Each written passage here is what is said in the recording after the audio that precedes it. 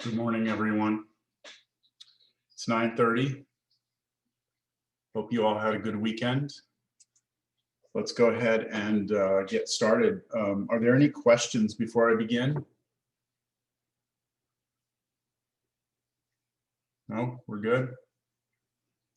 I asked you to look at these three homework problems for sketching quadratic functions. Were there any issues on these?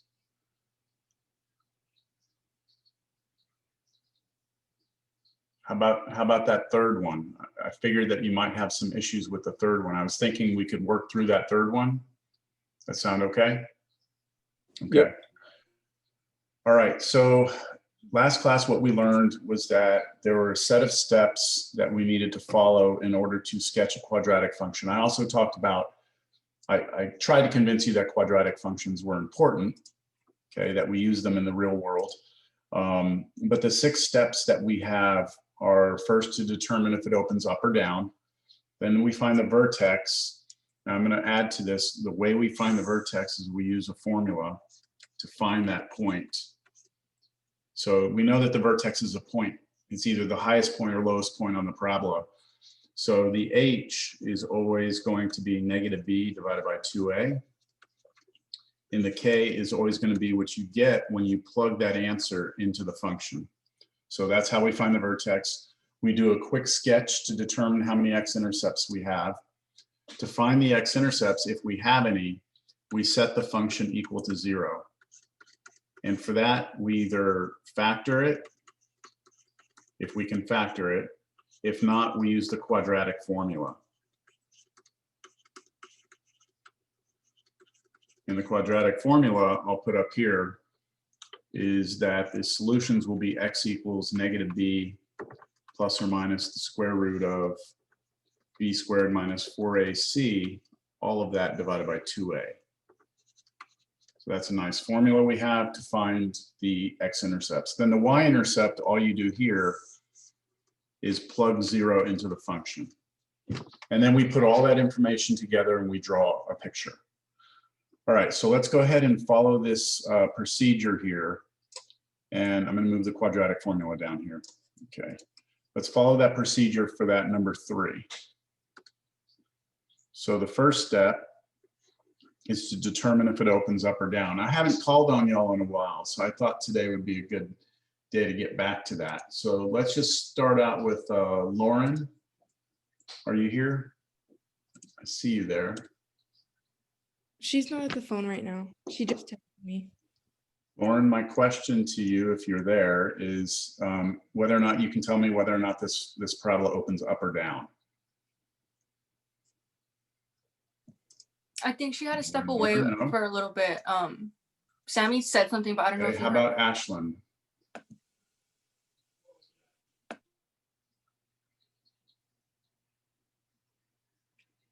Going once, going twice. Oh, there's Lauren. Sorry, I heard that I was called on. Yeah, sorry, I had to go to the restroom. Okay, Ashlyn, no. Let's see, maybe my audio is not working. Hold on, it could be my audio. I've been having issues, hold on. Ah, I think it's my audio, hold on. This happened before.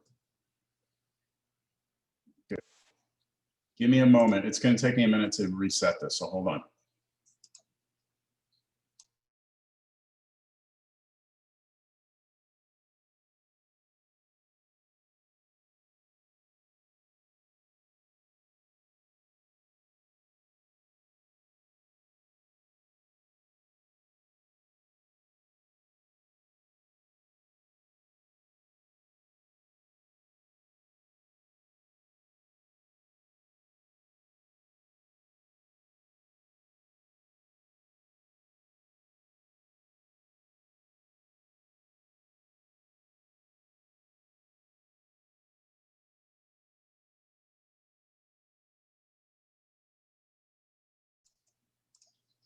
Okay, let's try this again.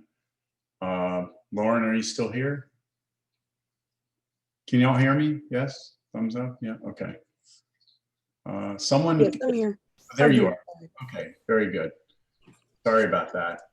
I had to go to the restroom. Sorry. Okay, sorry about that. I was having problems with my audio anyway. Okay. Okay, so Lauren, my question was on this third problem for the homework, whether or not you could tell me if this parabola opens up or down. Yes. Give me 1 second. Sorry. That's okay. So we're looking, everyone, we're looking up here at this parabola up here.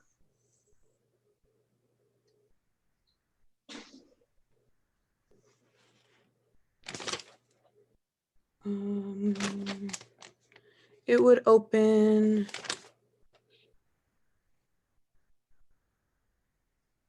up. Okay, so why? Because the A is 3. Okay, and good. if it's So bigger than so maybe 0, it'll open up.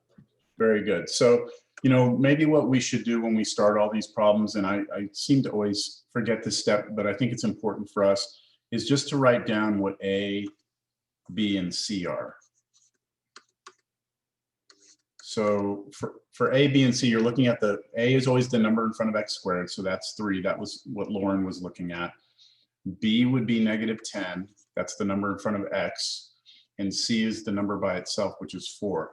And notice for all of those, A, B, and C, I'm not writing the x's, right? I'm just writing the numbers. We call those the coefficients. So for the first step to determine if it opens up or down, Lauren said this thing opens up. And it opens up because A is equal to 3, which is a positive number. It's greater than 0. So anytime you have a positive A, then you know that the parabola opens up. So we know that the parabola looks like this. Okay, let's move to step 2. Now I'll move on to Ashlyn. Let's see if Ashlyn was here. I don't see Ashlyn. I'm here. Oh, wait, there you are. Okay.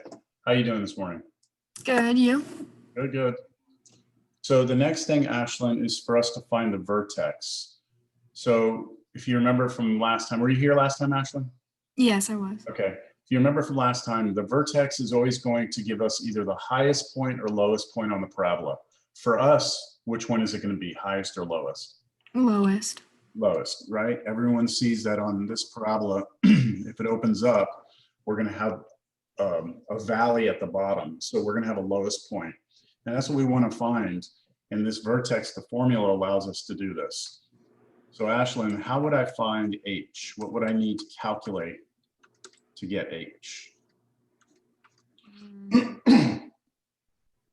So remember, I put this up here, right? This is our formulas we're going to use. Right, so we need to take negative b, which would be positive 10, right? Exactly, yeah. Because B is already negative, we're going to be taking negative 10.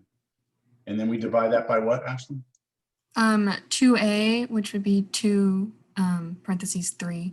Yep, 2 times 3. Okay, good. So we're going to get a positive 10 on top, like Ashlyn said, and 2 times 3 is 6. And if you work through the first 2 problems for homework, you would have noticed that when you work through both of these first 2 problems, when you get H, it's a nice number. Like, you know, I think on one you should have got -3, and on the second one you should have got, I think, 5. But here on this one, we get this fraction. So what we're going to need to do is turn that into a decimal. So just get your calculators out, do 10 divided by 6, and you get 1.66666. So I'm going to say approximately 1.66. Now, the reason I turned it into a decimal, excuse me, my throat doesn't want to work today. The reason I turned it into a decimal is because to get K, Faith Balderas, Faith, are you here? I'm here. Okay, so Faith, are you following along? Okay. Yes. Do to find K. I guess. Oh shoot. Sorry. It's okay. So for H, you're going to get the 1.66 Mhm. and then plug it into the equation.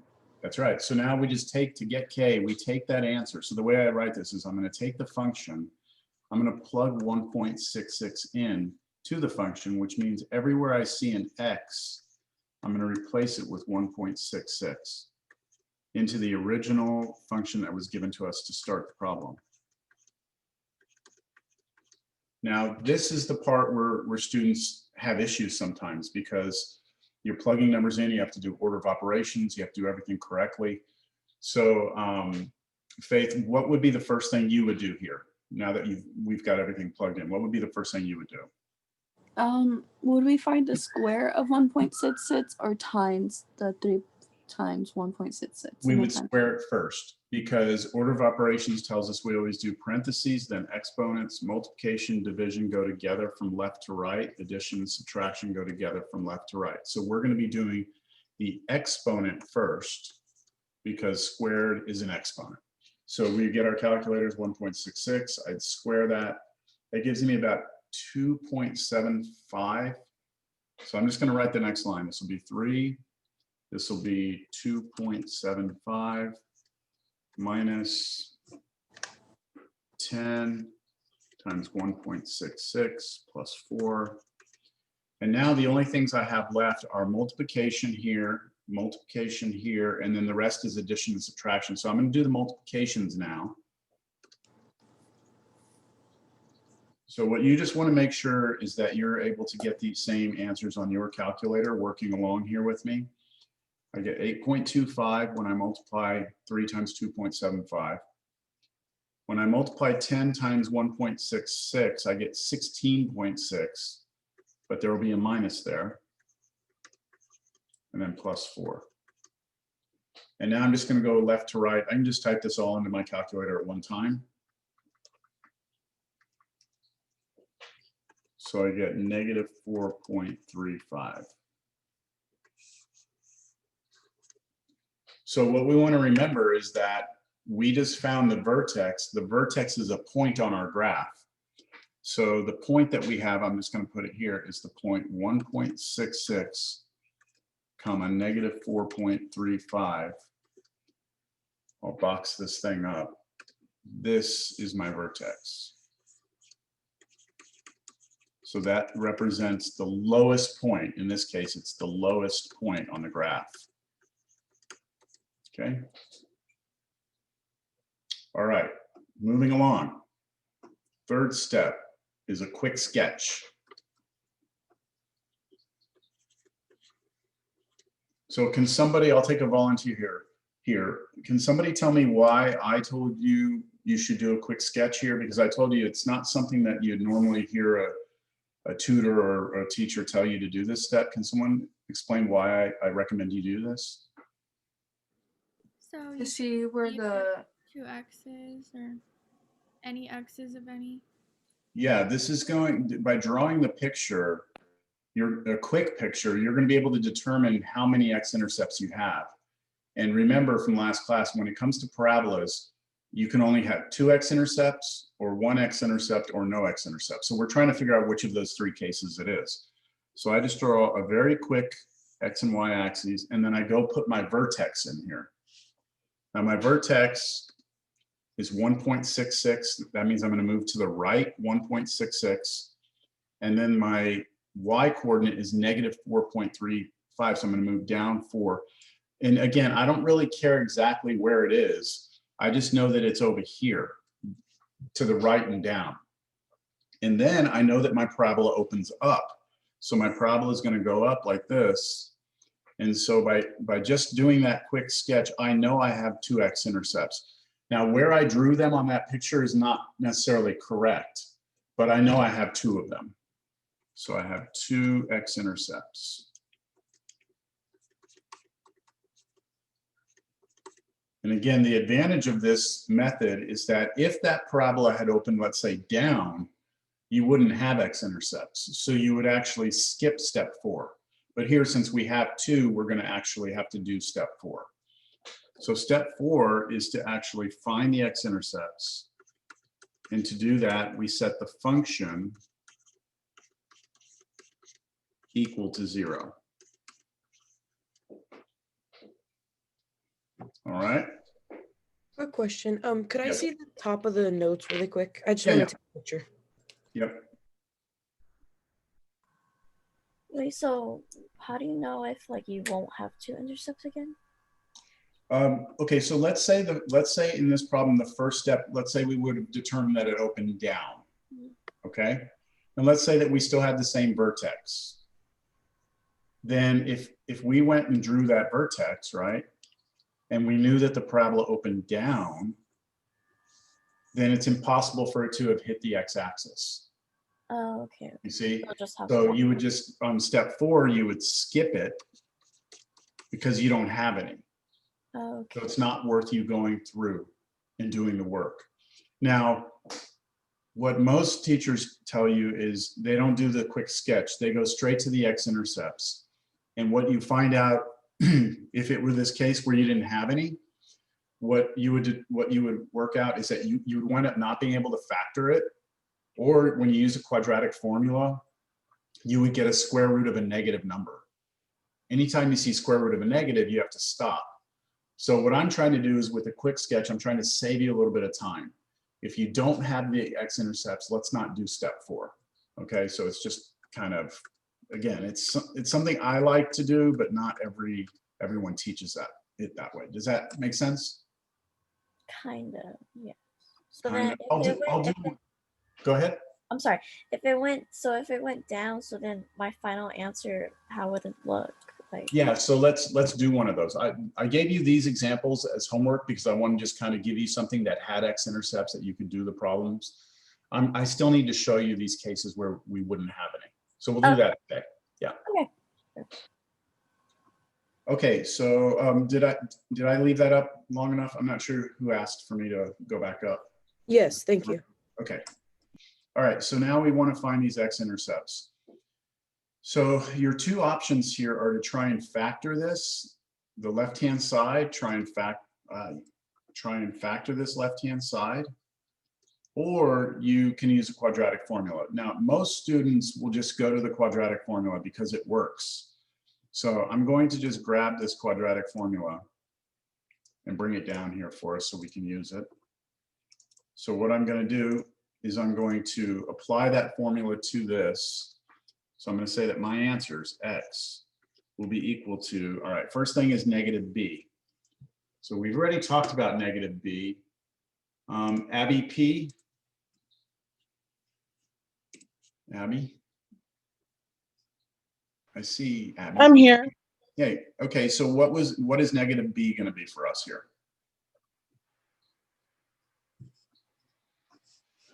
That's going to be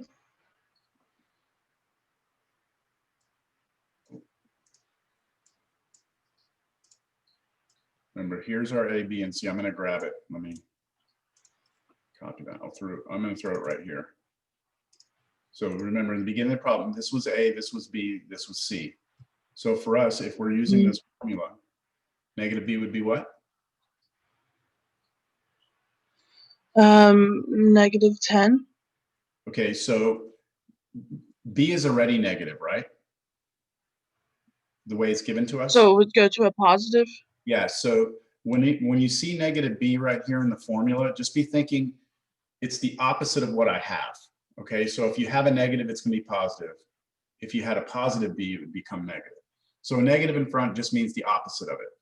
So that would be a positive 10 here. Yes. Plus or minus now, square root. Okay, Abby, let's stick with you for now. B squared. So you're going to take this number, negative 10, and square it. So you're doing negative 10 times negative 10, right? Mm-hmm. Which is? Negative 10 squared. Okay, which is what though? So what is negative 10 times negative 10 is what I'm getting at. 20. So you're adding them. We got to multiply. 100. My bad. All right, it's 9:49 in the morning, so it's okay. So 100, right? And then we go Yes. minus 4 times, now I like to put A and C in parentheses. So A is going to be 3 and C is going to be 4. All of this divided by 2 times A. Okay, so that's the way I like to do the problem. I like to write down what negative B is. I like to go ahead and square the B, and then I like to just plug everything else in. And now we're going to continue with this. So this will be equal to 10 plus or minus square root of 100. Okay, so in terms of what I told you last class to do with this, let's see.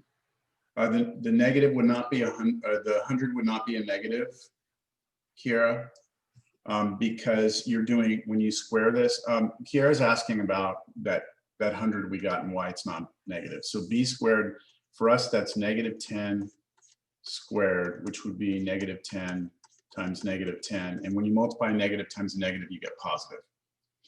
In fact, every time you use a quadratic formula, this B squared will always be positive, regardless of what your B is. It's always going to be positive. So I have a question. Yep. So then every time we have a negative number with the exponent to the power of 2, so do we like, if we were to like solve it by hand, we would put in parentheses. So in this case, like parentheses negative 10, parentheses negative 10. So you get that positive? Yes. Okay. But we have to be careful. So here's what you have to be careful with. If I just ask you right now, what is negative 10 squared versus negative 10 squared, those are two different answers. This one over here on the right is 100 because that's negative 10 times negative 10. This one over here is negative 100 because you're actually only squaring the 10. So you square the 10 first and you get 100, then you put the negative.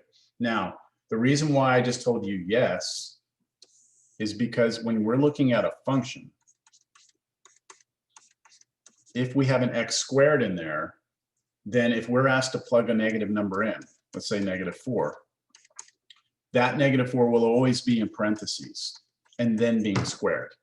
It will never be that negative 4 squared, okay? It won't be that. All right, so to answer your question, if we're plugging a number into a function where it's got the squared, we always put that parentheses around it. So your answer will always be positive. Okay, so back to this. We need to figure out what all this crap is out here. Okay, and this is, that part in blue is the part that most students make the mistake on. So what I told you last class is to count the number of negative signs you see. So how many minus signs do you see in that blue expression? Anyone? 1. Just one. We have one negative sign, right? One negative. And I told you last time that if you have one negative sign or 3 negative signs, that you're going to put a minus there. So if you have an odd number of negative signs, you'll put a minus. Hold on. Is that what I told you? Yeah, odd number. Right? So if you had 1 or if you had 3, you would put, I'm pretty sure that's what I said. That's the correct thing. If you have an odd number of negative signs, you'll put a minus. If you have an even number of negative signs, you'll put a plus. So since we have an odd number of negative signs, what I'm going to do is I'm just going to place a minus here. And then what I'm going to do is I'm going to multiply these 3 numbers together, and I'm not going to care about their signs. I'm just going to get on my calculator and do 4 times 3 times 4. And when you do that, what do you get? 48. 48? Okay. Any questions on that step? I need to erase the quadratic formula because it's in my way. And we've got everything we need now, so we can continue. Okay, over, don't forget, we still have to do all of this over 6. 2 times 3 is 6. All right, now we're just going to calculate what's 100 minus 48. So I'm doing what's underneath this radical sign. 100 minus 48, that should be 52. All over 6. And also remember last time I told you, and this is another important thing that students make mistakes on, this division bar separates everything, okay? So you're not allowed to try and like take 10 and divide it by 6 or 52 divided by 6. You can't do any of that. You've got to figure out what the square root of 52 is first. Now, the square root of 52, that is something we don't know. Okay, so like if that was the square root of 4, we would just say the answer is 2. If it was the square root of 9, we'd say the answer is 3, because those are perfect squares. But if it's a number like 52, that's something it's not a perfect square, so we don't know what the square root is. So we have to use our calculators. We have to, all right? So I want you on your calculator to find your square root key and take the square root of 52. And you should be getting, when you do the square root of 52 on your calculator, you should get approximately 7.21. I'm just going to continue to round 2 decimal places. That's it. I'm running out of room, so I'm going to have to move to the next page. 7.21 is where we are here.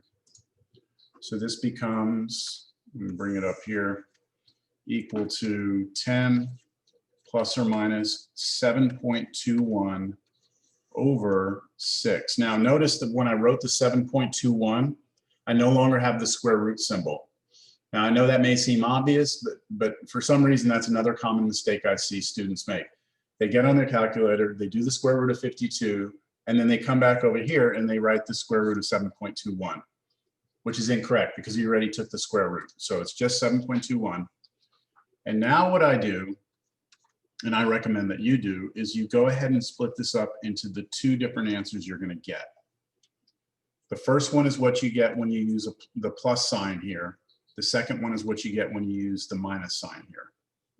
So I'm going to rewrite the problem: 10 plus 7.21 over 6, and then the other one is going to be 10 minus 7.21 over 6. I do everything up in the numerator first. So I add 10 to 7.21, I get 17.21 over 6. And then on the other one, I get 2.79 over 6. So I took 10 and subtracted 7.21, I got 2.79. And now I'll just do those on my calculator. Are there any questions while I'm doing this on the calculator where I've got those numbers? 2.86, 2.87. We're rounding 2 decimal places. If you're off a little bit by 1 decimal, it's okay. It all depends on how you type it into your calculator. I'm going to say 0.47. Those are our 2 X-intercepts. Any questions?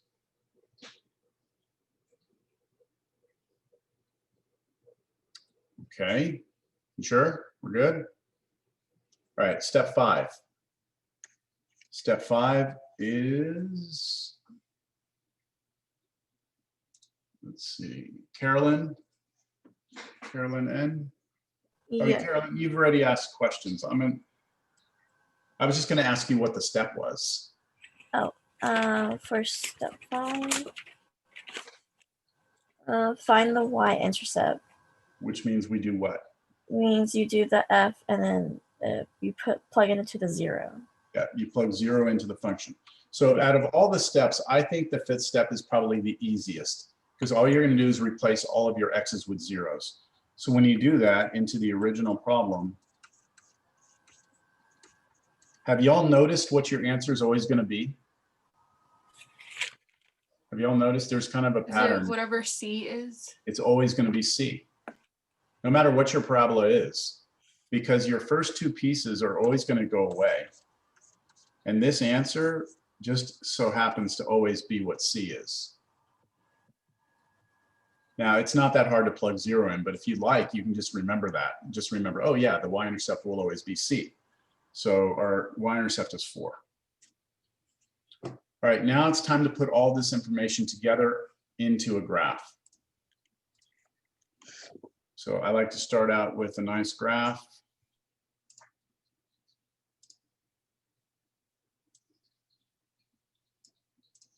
All right, the first thing that I'm going to put on this graph is my vertex. And my vertex is on the other page. Someone can remind me what it was. It was like 1.66, and then it was like negative, was it 4.35? 0.35. Yeah, 4.35. Okay, that was my vertex. So I'm going to go ahead and try and plot that here. So I want to be able to give myself some room. So I'm going to say that's 1, that's 2, that's 3, that's 4, that's 5, that's 6, that's 7, that's 8. And then on the Y, I'm going to do the same thing. So -1, -2, -3, -4. I'll have to extend that down, -5. Okay, so here comes my vertex. I'm going to the right 1.66. So we're going to have to kind of approximate this. 1.66 is a little bit more than 1.5. So I'm going to go about right there is about 1.6. You're just kind of eyeballing this, all right? You just want to get close. And then you want to go down 4.35. So I'm going to go down -4.35. I don't know, somewhere around right here. And I just want to remind you, we're not building a bridge here. We're not trying to put a man on the moon. So it's okay if we're off a little bit, okay? It's not a big deal. We just want to make sure it's approximately in the right place. So what I'd like for you to do on a test is also right next to the point, I want you to put the actual point. That way, when I look at it, I can tell that you had the right X-intercept. Okay, so, sorry, not X-intercept, vertex. The next thing I want to do is put my X-intercepts. So my 2 X-intercepts that I had were right up here, 2.87 and 0.47. So I'll start with 2.87. 2.87 is, I don't know, again, I'm eyeballing. It's about right there. And 0.47 is almost a half, so about right there.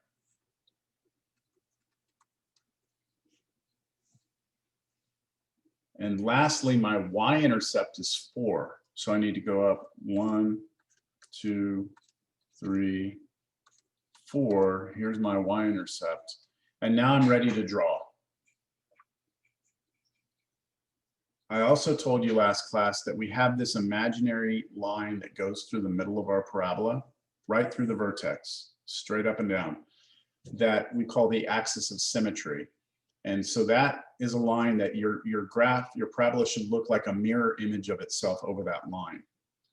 So I'm going to start by drawing this at the bottom. I'm going to draw a little U here. I told you last time again, to draw a U, don't draw a sharp corner. And then I like to do the left side first here in this case because I have 2 points. I have that point. Oh shit, come on, get there. And then that point. That's not bad. And then what I do is I try and just kind of make a mirror image of that on the other side. Oh man, doing my best here. There we go. And that is it. That is the graph of the problem. So the whole idea behind this, like the reason why we're doing these problems is because there's quite a few steps here, right? There's a lot of things you have to keep track of. And so a problem like this is designed to just kind of make sure that your brain can process a lot of different steps. Right? I think I told you this in the beginning of class. This isn't about like one day you're going to be graphing a parabola in your real life. It's more about, can you follow a procedure that involves multiple steps? Can you keep track of everything? Can you do it without making little mistakes? Okay, we good? Let's do another example. I'm going to do one now that's going to behave a little different than what we've had. So how about this? F of X equals, I'm going to keep it pretty clean here, 2x squared plus 6x. Hold on, I want to make sure that this doesn't work.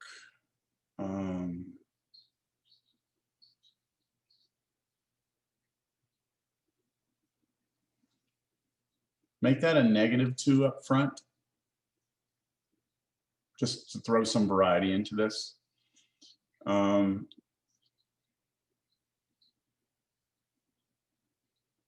let's go plus 17. There we go.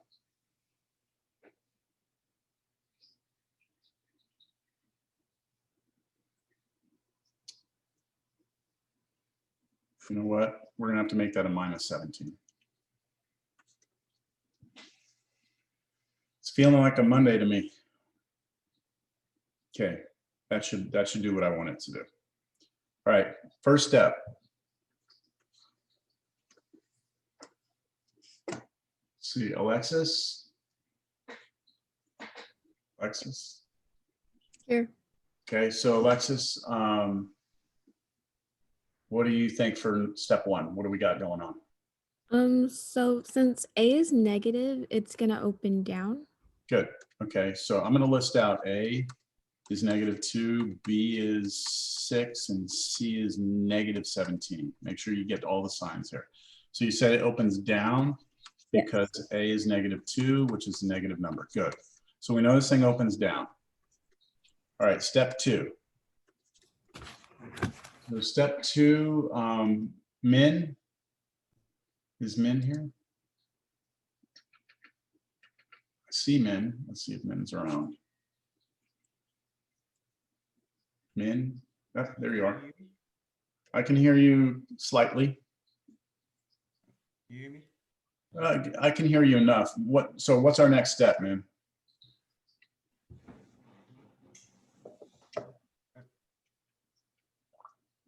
You hear me? I can hardly hear you.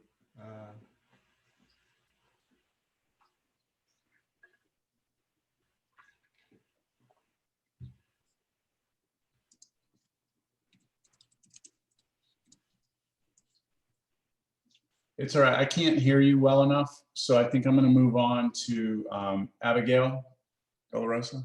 Abby Delarosa. Yeah, I'm here. Okay. All right. So this next step is what, Abby? Abigail? What do you want? To find the vertex. Vertex. Okay. So to vertex, we're going to need to find H and we're going to need to find K. So how do we get H? It's -b/2a, so it would be -6 over 2 times -2. Okay.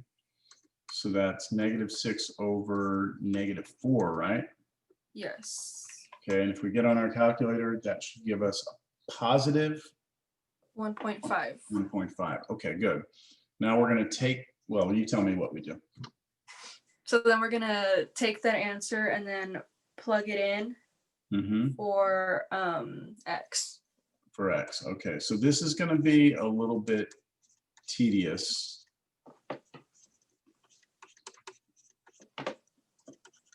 So I would start off by squaring the 1.5, right? So make sure you do that. Do you want to keep going at, Abigail? Yeah, I'll go. Okay. So I got 2.25. Yeah. So And then I'm gonna have -2. I'm going to put the -2 in front of it. You got 2.25. Go ahead. And then I multiplied it by 2, and then I got -4.5. Okay, good. So Abigail went ahead and did all of this down the left. And then we still need to do these two multiplied. So what's that going to be? 9. 9. And then we have -17, -17. Okay. Put it all together. You've gone this far. Why don't you just tell me what the final result is here?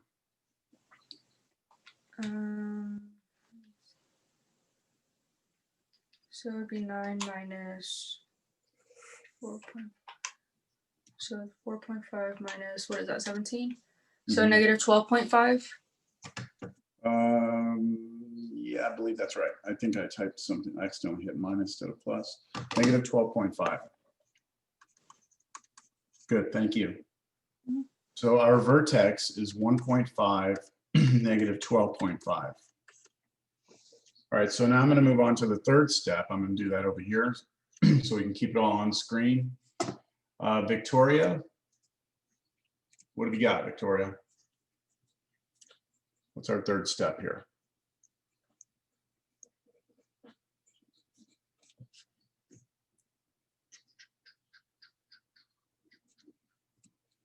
No, Victoria? Oh, I'm there you here. go. The third step is to do a quick sketch. Okay, so I'm going to draw the X and Y axis here, and you tell me, am I going to put, or where's the vertex going to go? In A, B, C, or D? Where's that vertex? You're gonna put it in D. In D, right? To the right 1.5, down 12. So somewhere over here, doesn't matter. It's just, I know I go right and I know I go down. Now, Victoria, which way does our parabola open? It's gonna open down. It's opening down, right? So that should be the highest point on my graph. So it goes like this. So Victoria, how many X-intercepts will I have? You're not gonna have any. None, right? No X-intercepts. Carolyn, that okay? That's kind of what we were talking about last time. So what we're going to do is we're going to go to step 4 and we're going to skip it.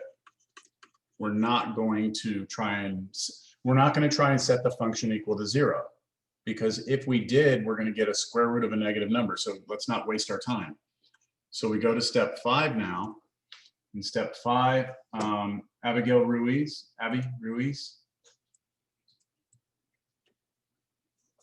Sorry, sir. I lost my voice over the weekend. I hear it. No, I'm kidding. I'll let you be. How about Taylor? Hope you're better, Abby. You're gonna plug in 0. Okay. In the equation. What would you get if you plug 0 into the function? I just got -17. -17. See how we were saying it's C. It turned out to be C again, right? That's always going to happen. So, all right, we're ready to draw this thing. And as you're going to see, like Carolyn asked earlier, like how do we do it? Because the problem is we have a lot fewer points, right? We have a lot fewer points. So let's just draw our graph here.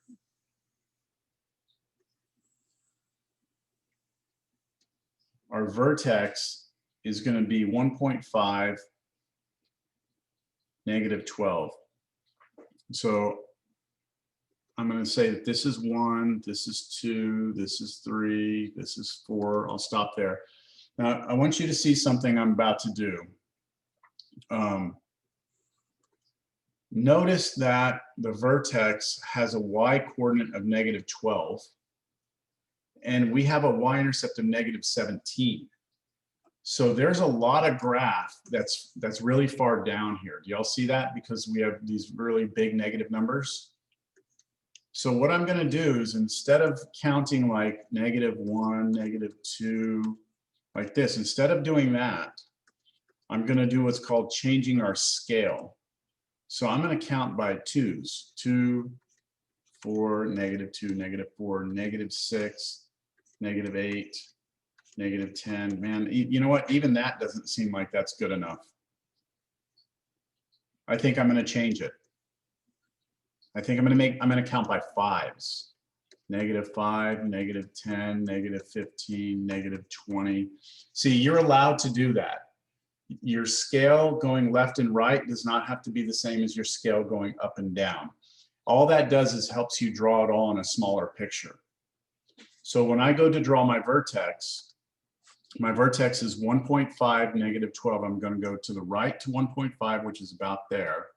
I'm going to go down about 12.5, which again, I'm going to kind of eyeball this in here. I'm going to put it about right there, and I'm going to label it 1.5, -12.5.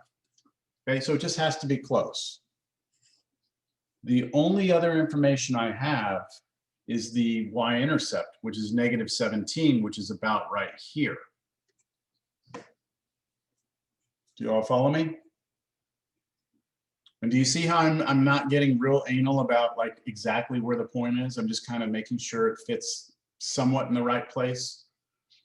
Now at this point, we're gonna draw a parabola. We have this imaginary line, this axis of symmetry. I'm gonna start by drawing this to the left first. So I'm gonna draw a little U like this, and I'm gonna try and connect that to this point like that. And then on this side, I'll try and do the same thing best I can. Since we don't have a lot of information, our graph is going to be limited in how great we can draw it or how well we can draw it. Carolyn, does that address your concern? Yes. Okay. Now, historically, on tests, I don't think I've ever given a problem where you didn't have X-intercepts. Most of the time, I want you to go find X-intercepts. But if you didn't have them, here's what we would see. Okay, I'm gonna do another one. Can I move on? Get off the screen? Yeah. Okay, the next one, f of x equals x squared minus 4x plus 4. All right, first step. Oh, I'm going to write down A, B, and C. A is 1, B is -4, C is 4. All right, first step, it opens up, right? I'm going to go faster through this. First step, opens up, because A is 1. Second step, I need the vertex. So H is going to be negative -4 over 2 times 1, which means 4 over 2, which is just 2. So we actually have a nice number. To get K, I'm going to plug 2 into the function. And when I plug 2 in, I get 2 squared minus 4 times 2 plus 4, which is 4 minus 8 plus 4, which winds up being 0. So my vertex is 2, 0. Now I know I worked fast through that, but we've done a few of these now. I think you have the idea. Any questions on that though? Quick sketch. So here, now. See, Taylor, I already called on Taylor. Patrick? Yes, sir. Okay, so Patrick, where is the vertex? At 2, 0. Okay, so where is that? Oh man, I forgot the number of the quadrant, but it's going to be at the top right. Is it top right? So what is the 2 telling us to do? We move which way? Up, down, left, right? What is the Right. 2? Right 2. So I go to the right 2. Now what about the 0? What is that telling me? That means it's going to stay, that there is no y, so it's going to stay on the x. That's right. So our point is actually on the x-axis still, right? Because of that 0 for the k. Now, Patrick, which way does it open? It's going to open up. It opens up, right? So Patrick, do I have any x-intercepts? Yes. How many? Wait. I'm sorry. I was looking at the y. Does the vertex count as an x-intercept if it's sitting on the? Okay. It can well, then be. 1. Yeah, it can be. So this is another special case where we only have one x-intercept, but it's the vertex, right? The vertex itself. So Patrick, do you think I'm going to have to do step 4?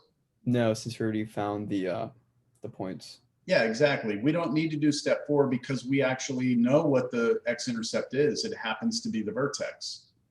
So the only times you're ever going to do step 4 is if you have your parabola going up and hitting the x-axis in 2 places. If it hits it once like this, then you don't need step 4. If it does what we did in the previous problem, where the graph doesn't hit it at all, you just skip it. So step 4, we skip. Step 5, Sammy? Sammy here? Sammy? Yes, I'm here. Hey, Sammy. Okay, so Sammy, what are we going to get for step 5, which is our Y-intercept? You're just gonna plug in down. Yep. So you're gonna end up getting 4. Getting 4, right? Okay, so we're ready to put this all together.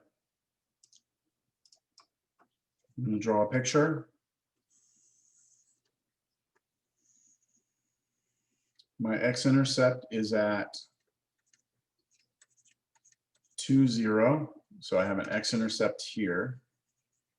I have a y-intercept at 4, which is what Sammy just told us. 1, 2, 3, 4.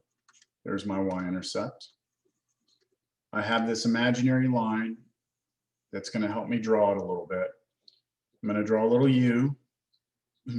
It's going to go here. And then on the other side, oh, that's not very good. That doesn't look very symmetric. All right, what you don't want is something like this. You know, that looks really off, or you don't want something like that. You want it to match the other side pretty good. So all those sucked. Okay. There we go. Not bad. Good enough. All right. All right, so how do y'all feel about this? It's okay? All right. We have one more thing that I want us to discuss. And then that is falling objects on Earth.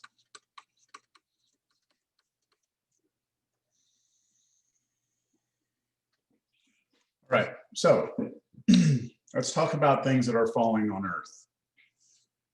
If you were to, let's just say you take a baseball and you go up to the top of a bridge and you drop the ball, right? So here's you standing on a little bridge, right? Say you got some water down here or something. And you take a little baseball in your hand and you drop the ball. It's going to go down and eventually hit the water, right? When you let the ball go, it starts speeding up, right? And the longer it falls, the faster it gets. So let's say you let go of the ball in the first second, okay? If you were to look at how far the ball went in 1 second, would the ball go the same distance in the next second? You understand the question? See, Patrick's saying no. No, right? Let's say the ball in the first second only goes 1 foot. In the next second, it's not going to be 1 foot again. It's going to go further than 1 foot. Maybe it'll go 2 feet. And then in the next second, it's going to go even further. And that's because it's speeding up because of gravity. So we know that if you were to try and somehow make a mathematical model of what's happening, it can't be a line because lines have a constant rate of change. Parabolas don't. Parabolas are curved. And that's kind of what's happening with the ball. When you let it go, initially, if I looked at it like a parabola, initially the speed is slow, but then it gets faster. Okay, so that's kind of like what's happening with the speed. Now, this is something that I've always found interesting, students' responses to this. If we were in a classroom, this would go much better. I have a book and I have a little, this is a card that I got for my birthday. Okay, it's not my birthday was in August, but it's still sitting on my desk. Okay, so I have this book and I have this card. So if I drop these, which is going to hit the ground first? So I'm asking, let's do this as a poll, that way I can get a response. Anonymous poll being launched. Okay, I want you to choose A if you think that the book will hit the ground first, and B if you think the card will hit the ground first, and C if you think they'll both hit the ground at the same time. So A is you think the book will hit first, B is the card hits first, C is that they both hit the ground at the same time. Let's try and see if we can't get at least half the class to vote here. Okay, that's pretty good. So this is the results, if you can see those. So a majority of you, 13 of you out of the 17 that replied, think that the book will hit the ground first. Nobody thinks that the card's going to hit the ground first. Some of you think that that will hit the ground at the same time. So shall I do it? I'll do it. It's going to be loud in here. It might be loud on your end. So here it comes. Be ready. Yeah. So I don't know how well that came out on your end. but the book definitely hit the ground first. All right. So the answer A is correct. Now, my next question. So I relaunched poll, don't answer yet. My next question is, since the book hit the ground first, how many of you think that's because the book weighs more than the card? Yes, if you think it's because the book weighs more than the card. No, if you think it has nothing to do with the weight.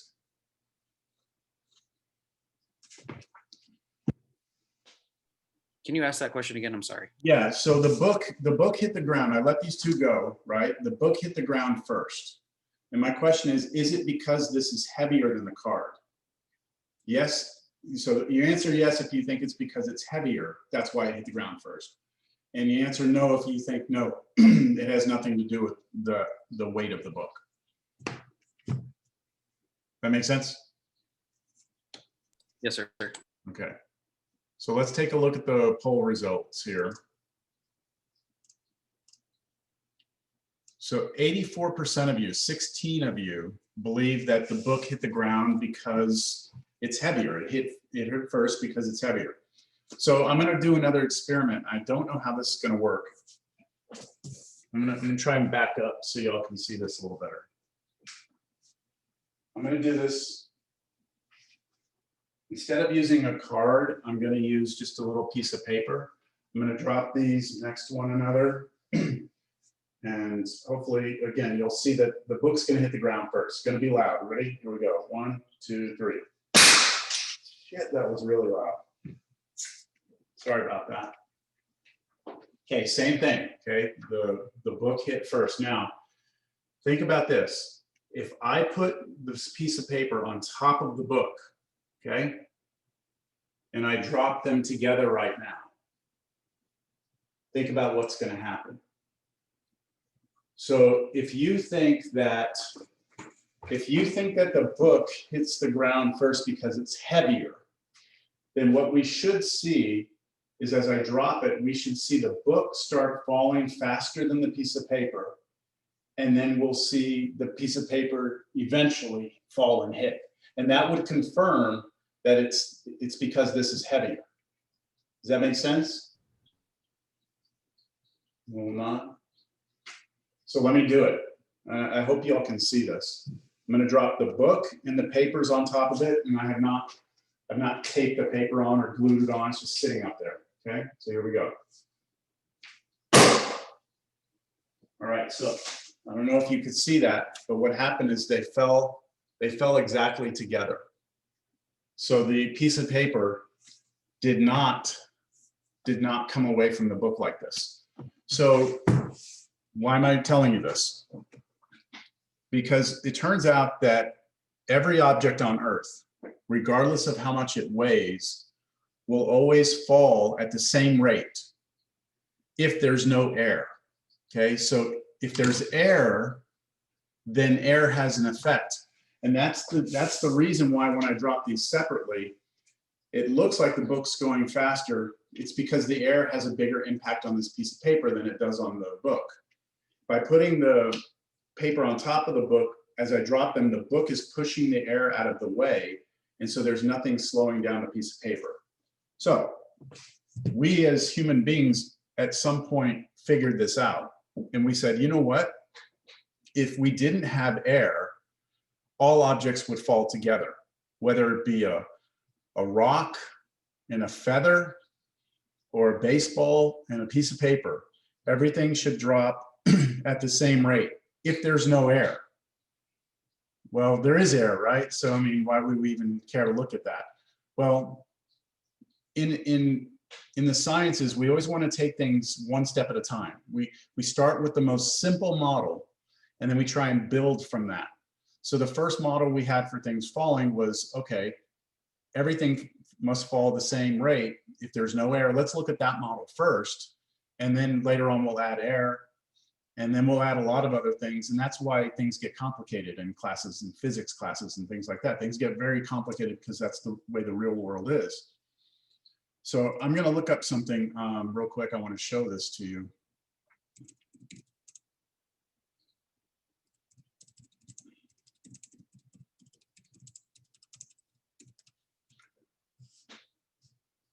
see. Give me a moment. I know you can't see this yet, but let me just get it ready here first. I'm sure there's going to be an ad that I have to watch, so let me get that ad out of here.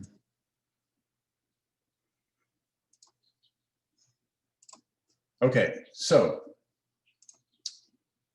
if you've taken any classes on, you know, any history class in your life, or you've taken courses about science and history, you'll know that there was a point in time where people believed that the Earth was the center of the universe, right? There was a point in time where there were people put in prison, put in jail, because they were saying, oh no, the Earth is not the center of the universe, right? The sun is the center of the universe. And even that was wrong, but they were going against what was being taught. And what was being taught was that the Earth was the center of the universe. They were being taught that, you know, a lot of that had to do with the religious beliefs in that time period. So science has always been at odds with beliefs that people have. And so when we figured out that everything should drop at the same rate, right, regardless, there were a lot of people who still didn't believe that. So one of the first experiments that humans did when we got to the moon was we proved this theory to be correct, because the moon has no air. There's no air on the moon. So this is a video of astronauts on the moon taking a hammer and a feather and dropping them, just to kind of do a little like F you to everyone, to prove like, yeah, we were right this whole time. Okay, so here it is. Let me see. It's going to be a terrible video. It's definitely not. It's definitely not high def. Okay, so there we go. He's got a hammer here and he's got a feather here, and hopefully he's going to drop them soon. I've turned the audio off. Come on, dude, drop it.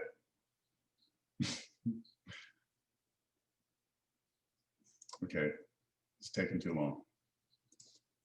Here he goes. Come on, man. There he goes. Boom. You see that? See how they both fell exactly together? That's because there's no air. So the feather had no wind to impact it. Now, it kind of fell slow, didn't it? Didn't it seem like it fell kind of slow? That's because on the moon, there's about 1/3 of the gravity that there is on Earth. So everything would fall a little slower, but it would still fall together. All right. So what does this have to do with quadratic functions? Am I just like sitting here just talking about random shit just for nothing? No, there's a reason.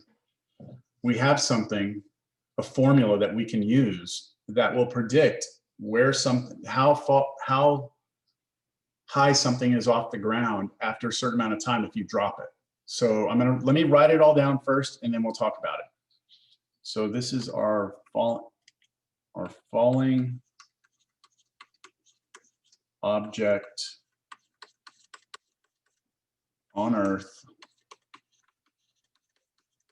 no air. Okay, so here's the actual formula.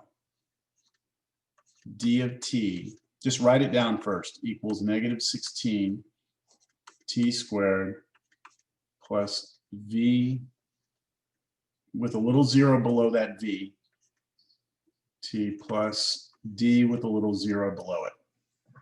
All right, so let me write it down and let me explain to you what each of these little pieces represent. And I want you to, while I'm showing you this, I want you to see the similarity that we have between that and this formula that we've been working with. So the quadratics that we have been looking at have looked like this in red. And I just gave you this formula for a falling object on Earth that looks completely different, but I'm telling you, it's really the same thing that we've been looking at. First thing, we have a function, okay? Over on the right-hand side, the function is f of x. So x is the variable, and the name of the function is f. Here, t is the variable, and d is the name of the function. So that has a similarity. On the right-hand side in red, we have some number in front of x squared. Well, here we have a number, -16, in front of t squared. So instead of t, we have x. And instead, our a for us would be -16. Then we have some number b in front of x. Well, that's this piece. And then lastly, we have some c by itself, which is this right here. So do y'all see that there's some similarity in this, in the layout, the format of this? Let me tell you what each of these things are. First of all, t is time, and it's measured in seconds. Okay, so t is going to be a variable, but it represents time, and it's always measured in seconds. D of t, let me do this. D with a little 0 underneath it, we call that D naught, like you're going to tie something in a knot. We call that D naught, or D sub 0 sometimes. This is the starting height of the object that you're dropping. So if you're standing on a bridge that's 30 feet high, D naught would be 30. So this is measured in feet. And then V naught is what we call our starting velocity. This one's tricky. I'll explain it in a second. It's positive if up, negative if down. So let me explain that, and I'm going to have to illustrate this again. So let's say I have 2 markers in my hands, or 2 pens. If I just let them go, okay, if I just let them go out of my hands, then I'm not giving them any speed to start. So my V naught would be 0 if I just let these go. Okay, they would fall, they'd hit the same time. But I could decide to take one of these and actually kind of throw it down and just drop this one. So if I throw this one and let this one go, the one that I threw is going to get there faster. So I gave it some starting velocity. And if I do that, if I throw the pen down, then it'll be a negative number that I put there. If I throw the pen up instead of down, then it's going to have to go up first, then come back down.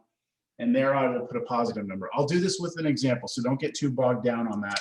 I just want you to realize that if you let an object go, then that V naught is 0. But if you throw it up or throw it down, then you have to adjust for that. You have to put a number in there.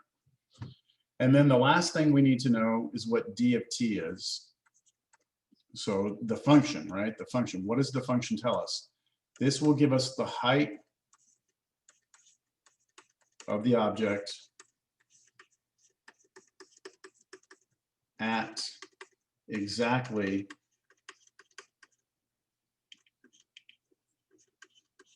t seconds. And this is also measured in feet.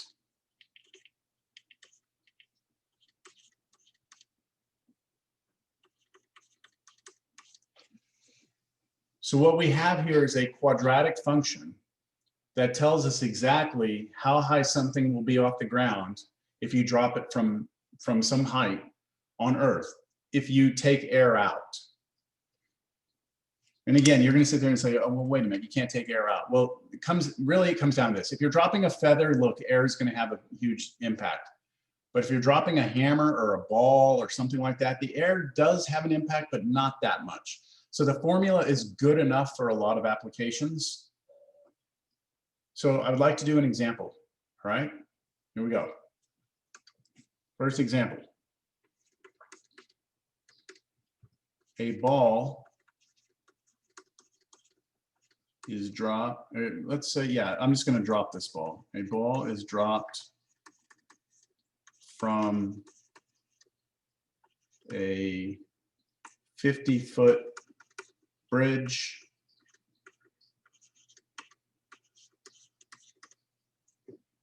and that's it. That's all I'm giving you. The ball is dropped from a 50-foot bridge. Here are some questions. First question. I want to know, find the function which models this ball's height as a function of time.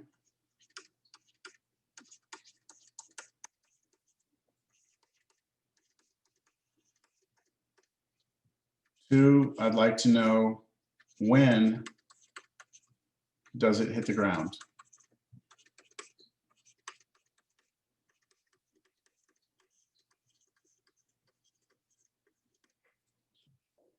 Okay, we only have 5 minutes, so let's see how far we get with this.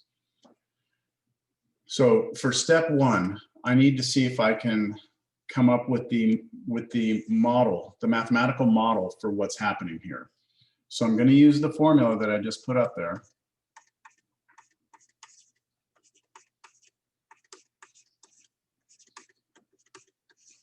The only thing that I'm given in this problem is the starting height, right? I've told how high the bridge was. So this 50 right here is going to be what in that formula? Anyone? The D naught. The D naught. The 50 is the D naught. That is your starting height. Remember, that's what we said here, your starting height in feet. So I know that my formula is actually going to become this right now.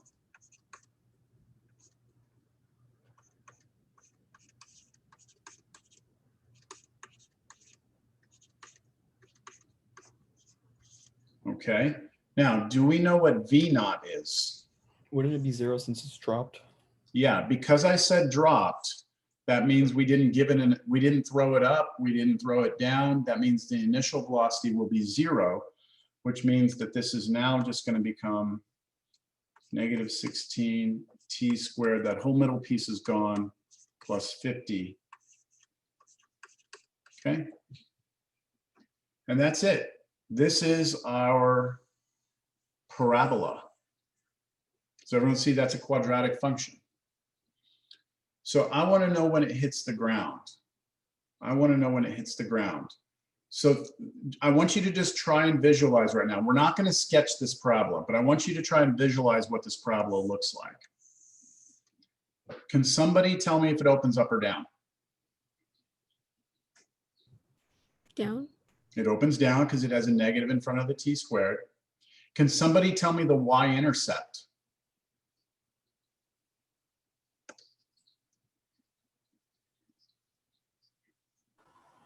It'd It'd be 50. It's the number that's by itself. So for us, A here for us is negative 16. B, I'm going to leave for now. C is the number by itself, which is 50. So B, since there is no t, because that V naught was 0, our B is actually 0 here. So when we're talking about if it opens up or down, we were looking at the negative 16. And when we were looking at the y-intercept, we were looking at the 50. So I know that this thing hits here at 50. And I know that my parabola opens down, right? So if t is the variable like x was, if t is right here, then when they say when does the ball hit the ground, aren't they asking us for that point right there? Aren't they asking us for that point? That would tell us when it hits the ground. So really, the second part of this question is asking us to find the x-intercepts of this function. So what we need, how do we find the x-intercepts of a function? So this really means find the x-intercept. We set the function to 0, don't we? We take negative 16 t squared plus 50 and set that equal to 0. And then when we do that, I would say for this, you could use your quadratic formula. Just be careful because we're using t instead of x, but that doesn't matter. It's just a different letter name. Okay, we're out of time. We're not going to be able to finish this. So let me just tell you real quick, or show you real quick what I'd like you to do from your homework.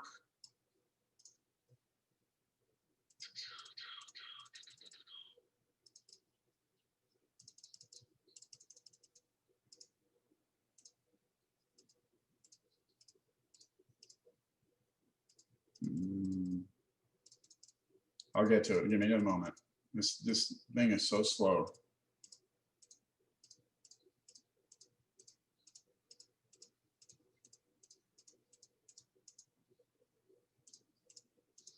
Hmm.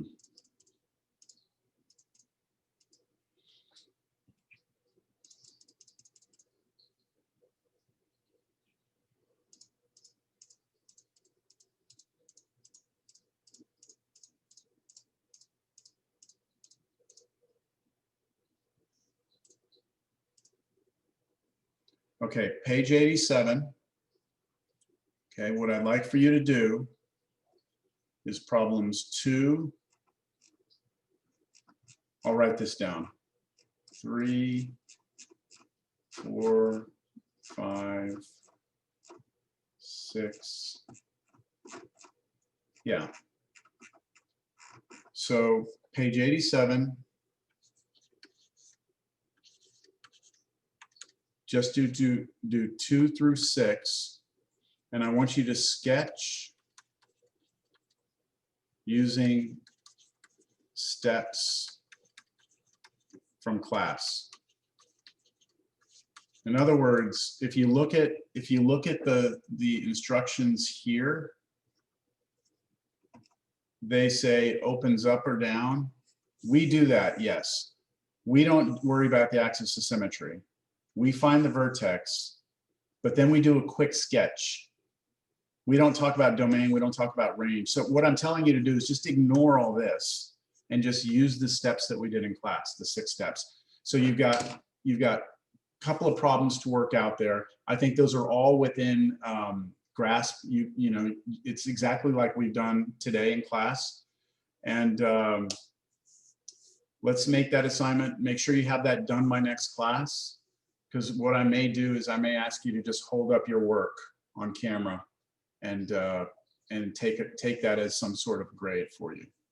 And then what we'll do next time when we meet is we'll continue with the application of the falling object on Earth, and then we'll probably get into the next section. So I've held you all long enough. Thank you for your participation. I will see you all on Thursday.